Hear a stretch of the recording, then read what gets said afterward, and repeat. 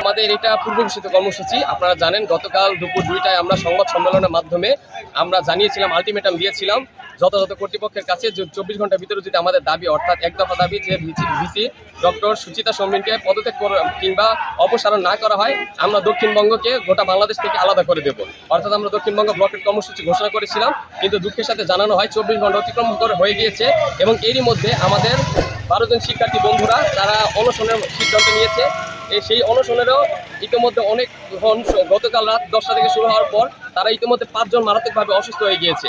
কিন্তু আমাদের যথাযথ কর্তৃপক্ষের কাছ থেকে আমরা এখন পর্যন্ত কোনো রকম তারা আমাদের এই যে দাবি করতে তারা কোনো সাড়া দেয়নি।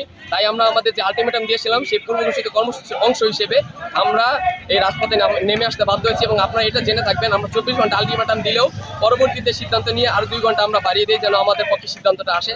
কিন্তু তাও আমাদের সাথে কোনো রকম কোনো যোগাযোগ না হওয়ায় আমরা এই ব্লকের কর্মসূচি পালনের জন্য রাজপথে আসতে বাধ্য হয়েছি। আমাদের কর্মসূচি আমরণ অনশন, পাশাপাশি ঢাকা কুয়াকাটা মহাসড়ক ব্লকে। কারণ আমরা এই বরিশাল বিশ্ববিদ্যালয়ের স্বেচ্ছাচারী, একরোখা এবং মামলাবাজ ভিসি সুচিতা শারমিনের অপসারণের দাবিতে এক দফায় আমরা শিক্ষার্থীরা রাস্তা ব্লকেট করেছি, পাশাপাশি আমরণ অনশন রয়েছে। আমরা সংশ্লিষ্টদের দৃষ্টি আকর্ষণ করছি, আমাদের ভাইরা অনেকেই অসুস্থ হয়ে গেছেন ইতিমধ্যে।